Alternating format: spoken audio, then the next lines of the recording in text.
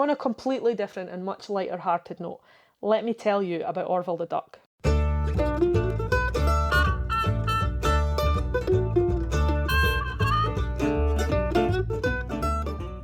Hello and welcome to Lexitecture, a podcast about word origins and histories. My name is Ryan, and in each episode my friend Amy and I bring a new pair of words to share their stories with each other and you. You can find our past episodes and the occasional blog post on our website at lexitecture.com. Follow along with us on Twitter and Facebook at Lexitecture, and if you really like what we do, you can support the show at patreon.com/lexitecture. Today's episode, Sports Slogan. I've caught up with the thing I was trying to do, and we're ready to word, except for the fact that we have thank yous to give out because we have new Patreon sponsors. Oh, nice. Huzzah! So I do love being able to say thank you for things. Generally means that nice stuff has happened. yeah, And these days I'll count anything pretty much as a nice thing.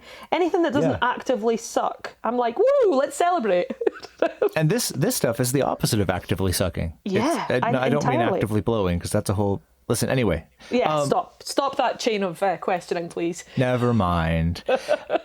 The point is, thank you to Elizabeth and to Scott for signing up as new Patreon sponsors. Yay! Thank you, Elizabeth. Thank you, Scott. We are awesome. as always, entirely grateful and really pleased that you enjoy what we do enough to pay a bit for it. And yeah, thank you. Thank you so much. Yeah, it's fantastic. And Scott, actually, it was funny. I saw he shared, he was a new Facebook connection as well and shared the last episode link and gave us a nice little shout out as well and stuff like that. So that's also awesome. So I was like, hey, that's amazing. Thank you for sharing this and all the rest of the stuff. And then I checked my email. It's like, new Patreon. Yay. Oh, that too. Basically, Scott, he was like, what a great guy. And then he saw the email and was like, what an outstanding guy. And then he saw the other email and he was like, Elizabeth. Yeah, everything is awesome. Yeah, it's fantastic. So thank you to that, and thank you to all of our Patreon sponsors and everyone who just leaves little reviews. We're super grateful for a whole lot of things to do with this podcast, basically. Yeah. I mean, like I would probably start at the bottom with, I'm incredibly grateful that I can essentially hang out with my friend, despite the fact that we live thousands of miles away from each other. That still sort of blows my mind. And I know that phones have been around for a long time, but it's like, this is better. It definitely is. Yeah. So that's cool. And then the fact that a podcast is a thing, which I actually didn't know until you told me. So thanks for that. And the fact that people actually listen is another level of super duper awesomity. That's a word I just made up. And then the fact that people will give us a wee Patreon nod and share things and say nice stuff, and life is good, even when the apocalypse is knocking on your door. So all that stuff. Thank you to everyone for all the things. There, that ought to cover it. Would you like to go first this week? Why, of course. All right. I am excited about this word for one very, very simple reason. And it is that it has an etymology from a language that I don't think I've ever spoken about. Because invariably, you get curious about a word, you go to your kind of usual research places. So for me, that's I usually start at the OED, and I usually go to Etym Online, and then I'll kind of inquire from there as to whether or not there are other things that I want to pursue further. And quite a lot of the time, almost all of the time, you're looking at words that are Latinate, they're Greek, or they're Germanic. And this word is none of those things. And the word is, just like Orville, who wished he could fly right up to the sky, but he can't, it's a slogan. Oh. And slogan, which the OED gives two definitions for this word. I'm going to give you the second one first. Quite unusual in that, generally speaking, words have a million different definitions, but here the different definitions given are pretty stable. I would say that the second one is probably a bit better known than the first, but I'll tell you what the second one is. The OED gives it as the distinctive note, phrase, cry, etc. of any person or body of persons. Now especially a motto associated with a political party or movement or other group, or a short and striking or memorable phrase used in advertising. And that kind of covers pretty well what a slogan is, as far as most people are aware. So this particular sentence dates from 1704. And one of the things I love about this citation is, spellings often change throughout the history of citations within the OED. And the quotation here is from Maidment Scot Pasquills. I'm not really sure what Pasquills means, but it's, your slogans are falsehood and plunder. I mean, falsehood's a great word. Plunder's a great word. Plunder. Yeah. And slogan here is spelled Slughons, which is just outstanding. Slughons. Yeah. Slogans. Yeah. And when you see this particular spelling, it seems very odd, but it's actually not quite as odd as it might seem. Another citation given in the OED for the second meaning of the word that I feel I have to share with you, just because I've got no idea what's going on, but it's brilliant. It's from Punch, the magazine Punch, from 1930, and the 19th February edition said, "Look at the price of bacon," was his slogan. I don't know who it was who had the slogan, "Look at the price of bacon," but I think it's good advice, just generally good advice for life. I think I might just start saying that. Yeah, look at the price of bacon. So the slughorn, or in fact even given in a 1680 citation as slughorn, Slughorn, which becomes slogan, it's much easier to see why it's being spelled like that when you look at the first definition given in the OED, which says that slogan is a war cry or battle cry, specifically one of those formerly employed by Scottish Highlanders or Borderers or by the native Irish, usually consisting of a personal surname or the name of a gathering place. And the reason that I thought that slogan was such a cool word to investigate is because its etymology is from Gaelic. Oh, neat. Gaelic and I have a bit of a shaky history, because there was a time in my life where I was furiously anti-Gaelic. Now, that doesn't make any sense. We've all of us done things in our life that didn't make any sense. But it was roughly about the time as a young academic that I was looking to perhaps pursue further study. And what I discovered was, had I been a speaker of Scots Gaelic, there's an absolute wealth of opportunities out there for scholarship, for sponsorship, for all kinds of things.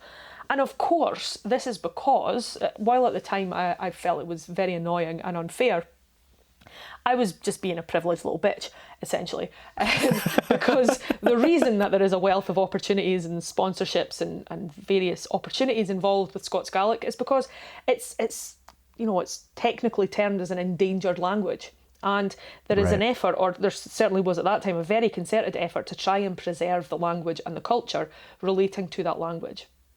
Now, as a young out for myself trying to find some cash student, I was very annoyed by this. But now that I am perhaps a little bit less selfish and perhaps a little bit more aware of how important languages are, I would say, good for the Bord and Gael, who are trying their best to continue to prop up this language, to make sure that people are speaking it and teaching it and living in it and working in it and studying it.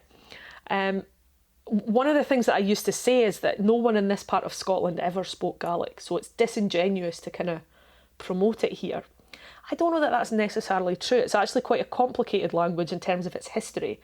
And it's believed that, some scholars believe that Scots Gaelic was brought to Scotland by the Irish. Now, a small point that I should make, in Scotland, it's the Gaelic, and in Ireland, it's Gaelic. I don't know why that is. Yeah. But it took me a long time to get my head around that. I used to get it confused every single time. The way I tend to remember it is that historically Scotland and France had that long alliance, and Gaelic is, of course, an adjective meaning French. So in Scotland we speak Gaelic because we like the French. But it's a super cool language to listen to, and growing up as I did with a family who were into Scots folk music, I've heard quite a lot of Gaelic. No Gaelic speakers, as I said, not, there isn't a Gaelic heritage really in this part of Scotland, but when you do come across people who sing Gaelic songs, there's a beautiful tradition called Puirtabule, which means mouth music. And it's just these absolutely gorgeous, usually very fast, quite pacey. It's almost like a tongue twister being set to music. Right. Okay. And some really glorious music and instruments and poetry and all kinds of things.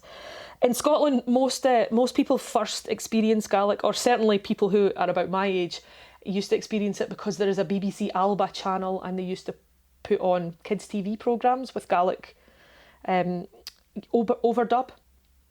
And this it always reminds me, a friend of my mother's, when her grandson was really little, he absolutely adored Padraig Post, which was the Gaelic name for the well-loved British TV character Postman Pat. Postman Pat, right. And Padraig Post was a firm favourite, and they used to watch it on TV every day, and eventually his parents decided that they would get a video. In those days it was a VHS video. God, I feel old. And they got him a Postman Pat video, and they put it on for him, and he yelled and screamed because it was wrong. He only liked to watch Postman Pat in Gaelic, which he didn't speak, and which nobody in his life spoke. But in terms of his entertainment, Padraig Post was the way to go. Postman Pat could get lost. Yeah. So, anyway, back to Slogan. So, the etymology is given in the OED as being from two Gaelic words. Now, I don't know any Scottish person who knows how Gaelic is pronounced, because I don't know any. I tell a lie, I know one Gaelic speaker. I've never talked about it with her, but it honestly sounds like people are making the language up as they go along. Like there's not a single syllable that you can recognise until you get one of these really modern words. So there's a sort of a famous joke that Scottish people make about Gaelic, where it sounds like a hound behind you had a helicopter. And I'm sure that Gaelic speakers hate that shit, but that's sort of the experience that I have had of hearing it on the news and that kind of thing. So the two words that lead us to Slogan are, I'm going to spell this and I'm going to have a go at pronouncing it, but apologies, Gaelic speakers. Slogan. So Sla, Sluagh, which means host, and Germ, Gheirm, or Gairm, which means cry or shout. Oh, okay. Which makes perfect good sense. Yeah. And Etym Online gives this as battle cry, Sluagh, and they translate Sla as army or host or slew. And this comes from Celtic and Balto-Slavic slough or slough or slow, help or service. And that last bit, germ, gives us another word which never in a million years would I have considered had its origins the way that it does. Actually, the word garrulous, which is a word that I enjoy anyway because I am garrulous, but garrulous comes from the Latin garrulus, talking or talkative or chattering, from the Latin word garire, to chatter. Which reminds me that, of course, while it sounds so completely unlike any other language that I generally think of as being Indo-European, that Gaelic is part of the Celtic branch of Indo-European. So we've got garrulus coming from Latin, and we've got slogan coming from Gaelic, but they both use that gar root, which is in fact a PIE root. And the PIE root gar means to call or to cry. And the wonderful, wonderful University of Texas at Austin, the University of Texas at Austin PIE Etymon Index that I totally love and I can't recommend enough. It's such a great site. They have a little rundown on gar, which means to call or to cry. There were two things that I found really interesting about this root. First of all, here are some of the English words that come from this root. So we have slogan, and we have garrulous. We also have care, Oh. and charm, and chary or chary, which means dear or treasured. So charm has its roots in crying, because to charm was to chant or to recite a magic spell. Oh, okay. And care, as in without a care, Right. care is grief or suffering in mind. Suffering in mind is how they put it. It's quite a lovely way to go. And I suppose one can imagine that grief like that would cause interesting. one to cry out. And Yeah. there are all sorts of words in. We've got Iranian, zar, meaning song, or zarun, to sing.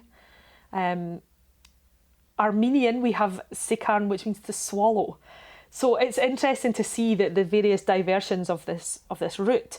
Yeah. And I think that crying itself is, there are lots of different ways to cry. There are lots of potential reasons why a person might be calling or crying. And the second thing that I found really interesting about looking it up on this site is that as well as listing the etymon and the reflexes from all the various different languages, the University of Texas at Austin site also has the semantic fields that these roots belong to. So they give two here. First of all, they have language and music, and this form is to call or to summon. And there are 15 different pi roots, pi etyma, that have some reference to this. So we have to call to, we have hello, to yell or to cry, to scream, to call in praise, to orate, to cry as in to weep. So it's not just languages like English that have all these varying subtleties within the field of ways to cry. That's as old as language itself, or certainly as old as Pi, which I found really cool. The second semantic group that they file it into is emotion, as in to weep. And again, there are about the same number, maybe about 15 different Pi roots that in some way relate to the semantic field of crying or weeping. I think my favourite is probably, it's spelled simply with a single letter U, and the translation that's given is ooh, interjection of pain. And wow. it kind of makes sense, crying is as old as existence. It's the first thing that babies tend to do. As soon as they're born, they cry, and it's seen as a good sign for that to happen. And so all of this crying and chatting has led us back to Slogan, a battle cry, or a catchy little, phrase or sentence. Keeping an eye on the price of bacon, whatever you like. That was the very first, there's a lot of cool stuff in there, and this is not meant to detract or to indicate or suggest in any way that I don't appreciate all of that various detail and history and awesome Ryan at etymology. his most Canadian. But I do like it when people apologise before they even speak. the second you followed up, have you seen the price of bacon with, it's often used as a Scottish and Irish Gaelic battle cry. Bacon! That was it for me. I immediately had any one of the number of battle scenes from Braveheart playing in my head, except what William Wallace was screaming on the way down the hill was, Look have you seen the price of bacon? Yeah. And it's because I'm a child. We wouldn't have you any other way. Get distracted by all these I new quite liked that little note in the definition that it usually consisted of a personal surname or the name of a gathering place. That's awesome. Let's just shout out somebody's name before we go to war. Yeah. Or the gathering place, it almost suggests to me like, if you survive, I'll see you at this place. Kind of like, I'll see you at the patio. Yeah. Yeah. Meet at the Winchester. Yeah, I like it. So yeah, Slogan. Very cool. And we kind of have, we have a good title again this week. I expect Because nothing less. the word that I have selected is sport. Ooh. Or sports. Now, I wanted to talk about this first because I can't. Have you ever had one of those things where you have a thought and you're like, oh, I think that's probably this, but then you immediately counter it with something else and you become just completely lost, like you're unable to decide between the two things, and nobody else has presented an opposing view because you haven't gone so far as to put your theory out there, but you've just immediately contradicted it. Most of the arguments I have are with myself. Right. For sure. It becomes this is very mentally the way to me. I visualize what's happening in my brain is being, that thing about how cats always land on their feet, but buttered toast always lands buttered side down. So if you strap a piece of buttered toast to a cat's back, you can have a perpetual motion machine because it'll just fall almost to the ground and then just start spinning for the rest of time. That's what's happening in my brain. That's what's happening in your brain. The focus of this particular little weird obsessive episode is, I can't tell if sport versus sports is something similar to the math versus maths thing. Like, I very rarely will hear the singular sport used to describe, like, for instance, the sports section of a newspaper or in sports news. But I feel like there might be something where I feel like I've heard British commentators and, like, in a British English context, sport used singular more often. This is but I don't know. interesting because I don't know either, and I feel like as soon as I start to look, I am self-conscious about what I'm looking for. But yeah.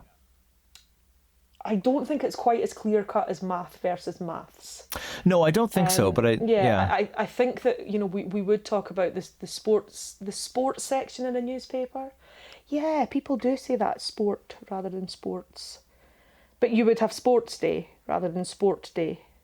Right. There is, of course, there's a let's call it well-established publication newspaper called the Sunday Sport. Oh, okay. It used to be a really great place to see tits, but fortunately, even British newspapers don't do that anymore. Yeah, it's not a particularly. It doesn't have a reputation for high journalistic standard. Let's just right. Okay. Leave it at that. Yeah, that's actually really interesting. Okay. I don't know. Well, it's making me think about. I saw a tweet this morning from Dan Midgley of Because Language. Yes. And the reason that Daniel, that's right. The reason that I kind of stopped upon it was because it answered a question that my husband often asks, which is, why is it a toothbrush and not a teeth brush? Right. The old joke is that it was invented in Oklahoma or something. This was part of the tweet. And so I said to Ross immediately, oh, you're finally going to get the answer to your question. Why is it a toothbrush and not a teeth brush?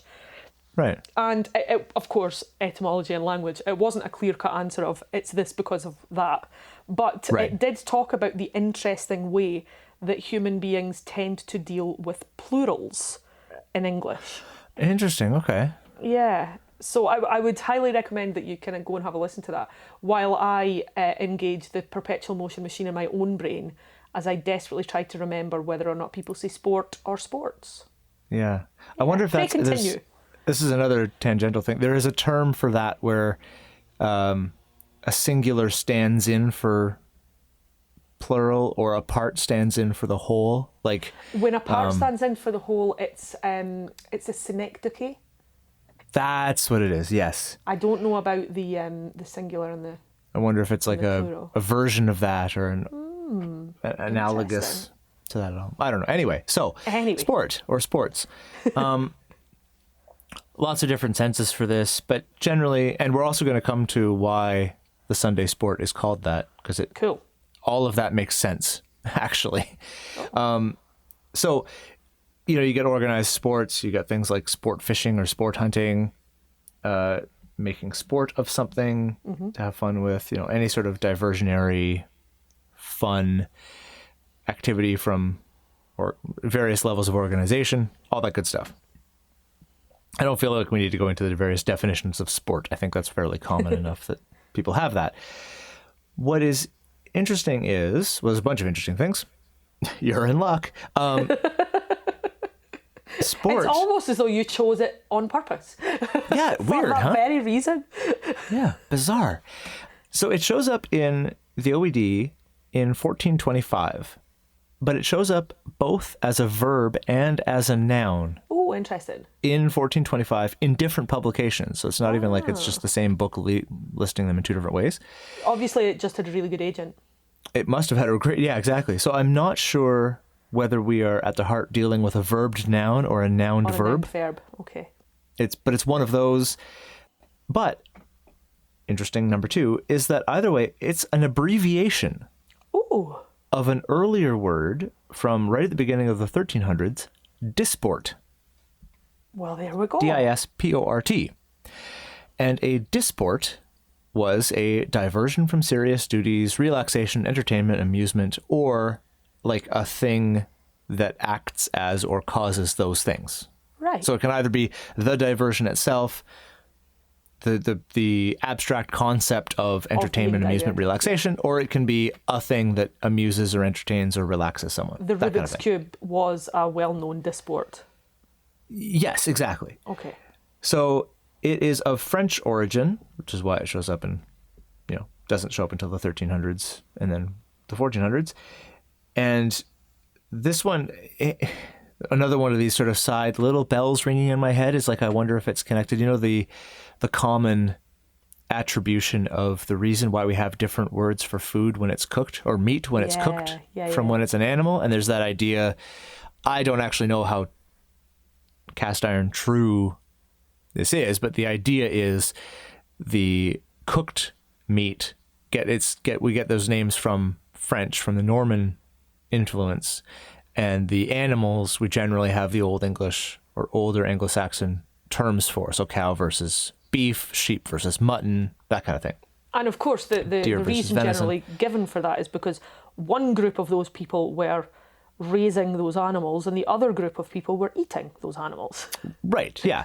And so I found it interesting that this, the word for recreation, leisure, diversion does come into English with the Normans, and that sort of does track along those class lines. Like, yeah, absolutely. The leisure classes were the ones who were eating the cooked meat and going and playing whatever. So, but I don't know. That's just something that kind of showed up in my brain. Yeah, sure. The important part for us is that the French word is déporter, D-E-S-P-O-R-T-E-R, meaning to divert, amuse, please, etc. So we're still there. Uh-huh.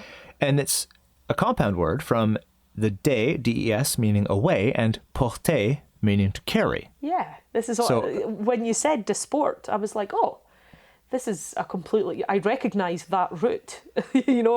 I didn't recognise it in sport, but it's immediately obvious in disport. Yeah. Yeah, once cool. you get it longer. And so it's something that carries you away from the serious matters of your life or whatever else, right? Oh, that's really nice. Yeah, it's a very cool little thing. So ultimately it comes from Latin portare, meaning to carry, which leads back to the PIE root per, meaning to lead or pass over. Now we saw this with opportunity when we did episode 88 with Andy Hollenbeck, and also gives us words like portable, portage, porch, import, deport, comport, comportment, fare, F-A-R-E as in fair and farewell, wayfarer, that kind of thing. Cool. One sense that I've always sort of wondered about, and that low level wonder where you don't actually bother doing anything about it, is... I'll see you there. I spend a lot of time in that space. Yeah. Is the use of sport as in to wear or display. Like he sported a silly hat. Or which is, I have to say, I love that usage because it's so pretentious and anachronistic. And I love both of those things, so... He returned from his martial arts weekend sporting a nice new black eye or whatever. Yeah.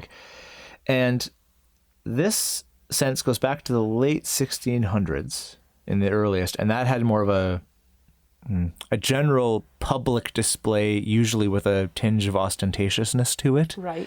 Sense.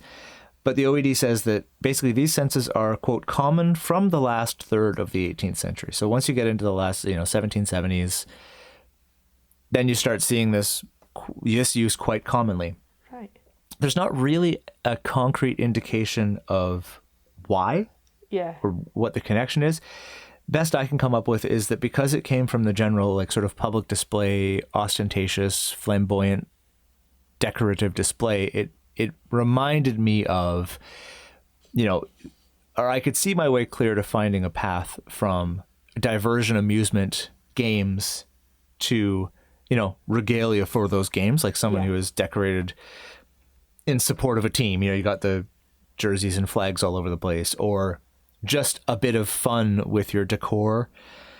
You're wearing a silly hat because it's fun, and it's just you're making sport of it, like that kind of idea. I think that does kind of lead on quite nicely from the idea of just, what larks, let's have a diversion, because often people who have the time and the, like you say, the leisure class, the time and the money and the means to do things like that, often kind of display, and not even necessarily sort of deliberate display, but they don't keep those things private and quiet. And I'm thinking about even generally people who are having a nice time, they tend to be quite loud and garrulous and perhaps a little bit over the top, people that you notice. Well, and also that's the realm that fashion lives in that realm. Like, if you have no time for leisure or activity or diversion, and you're just like to business and working, it's like, does it cover the things that I'm going to be either arrested or injured by not covering? Perfect. Then it's clothes, put it on. Whereas the fancier things, you have to have a little bit of time on your hands to engage in that. Yeah, sure. Or money, or both. So that's how I can get to that sense of sport, but I don't know for sure. You have to kind of get into the thicket and cut your own path. Yeah, exactly. I can folk etymologize my way to it. Jeez. Yeah, I'd love to say it's too early, but it's almost noon, so there's no excuse for me. Now, I have to confess that this word came originally from a listener email. Oh, nice. Listener by the name of Andy Jameson, who Andy was writing in response to our discussion about the various experts that we might have listening. Yes. And we said, if you're an expert in something, let us know. And Andy let us know. He is a fish expert. Ooh. It's not his job. I'll say it's not his job, but it sounds like his vocation. That's awesome. Because he's been doing it for a lifelong devotee of nifty swimming things, is what I would put on his business card. So he's, member of local, aquatic associations and aquarium type related groups of fun people, and it's basically just he's just big into fish. And that's cool. That's amazing. And his specific question was, and I was not aware of this sense at all, because it seems like it's scientific, and that's just not me.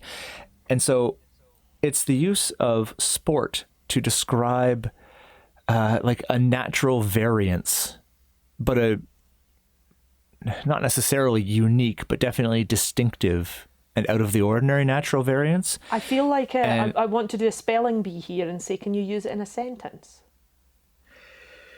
Oh, I knew you were going to do that. Well, then surely you've prepared a glowing example. You would say, a botanist or a biologist, a zoologist, ecologist, whatever, because it can be both plants and animals, would find, this is an example of a sport variety of this, I think is how it would be used. Ah, okay. So this tree grew without bark. Suddenly just lost its bark, and it grows without any bark on it whatsoever. And it's a variety of tree that normally has bark. So this is a sport variety because it's just this weird kind of one-off. It's basically been replaced by mutant. I've never heard that sense before. It's quite lovely. I like it. It's, Yeah. but yeah, I had never heard it. So apparently now more common is you would find the word mutant being replacing, Right. which is why I kind of think that's how, like, a sport variety, a mutant variety of this, whatever. See, Now, I quite appreciate the fact that there is a term to describe that thing, which, you know, happens, as far as I'm aware, happens all across the natural world, without having connotations of 80s and 90s cartoons and ooze. Because, I mean, like, Yeah. you know, mutants are awesome in that cartoon world sense, but I think when you're trying to be serious about a discipline, it must be a little bit annoying sometimes to be like, for people to be like, yeah, mutants, and you're like, no, Yeah, I just exactly. mean it doesn't have any bark, dude. Yeah. Yeah, no, for sure. And so the way this is actually is, this one is a shortening of a phrase, sport of nature. Oh, And so that's beautiful. Yes, as though right? nature So has just been playing, yes. carried away by its own leisure, and come up with this. Oh, that's absolutely glorious. Isn't that neat? So that's where that comes from. So if you've got a sport variety, it's nature's sport is just playing around and just seeing inputting. what it can come up with. What if we flip this switch and this, you know, this animal, this example of this animal now does this? That's so cool. I like that a lot. Way cooler. Which of course than is the entire, which I mean, obviously that's the entire basis of the whole evolution thing. Yeah. It's yeah, just exactly. these sporting attempts by nature, and one of them catches on and it just works, and that becomes the norm, and then the sport becomes finding new things to do. So while God may not play dice, nature will play whatever it wants to. Exactly. Yeah. So I thought that was quite a cool thing, but I had never heard that. I had never heard that use of sport either. But Andy, that's thanks, Andy. That's where that comes from. I would never have learned that without you, and I like that a lot. So when it comes time, you all owe Andy a beer for learning that variety, that version of sport, and where it comes from. I can't wait to pay people back beers for cool. Yeah. Great. And that's it for another episode of Lexitecture. To get in touch with us about something you heard in this episode, you can email us at words@lexitecture.com. You can also follow along and talk to us at Lexitecture on Facebook and Twitter, and at Lexitecture Podcast on Instagram. For back episodes and the occasional blog post, visit us at lexitecture.com. Thanks very much, and we'll talk to you again soon.